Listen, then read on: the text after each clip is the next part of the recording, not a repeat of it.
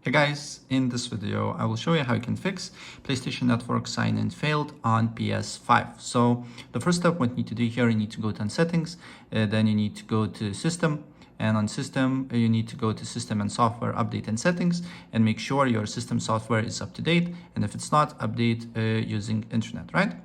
Then the next step what you need to do here, you need to go to users and accounts, and then you need to go to other and then restore licenses, right? And press restore and wait for a couple of seconds until it finishes, right? And after that I will show you what you need to do here next, right?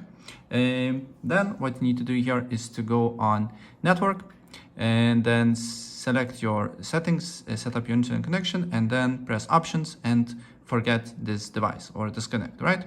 And after you do so, reconnect again, press options again, go to Wi-Fi frequency bands, and if your router is not, it's close to your PS5, use 5 Hz because it's less stable internet connection, but way faster.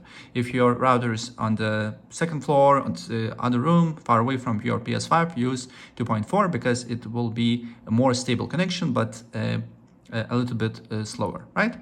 And then what you need to do here, go to advanced settings, and here you need to look for DNS settings and make it to manual. First, try Google DNS servers on primary, write 8.8.8.8, and on secondary you need to write 8.8.4.4, and restart your console and look if you can sign in or not.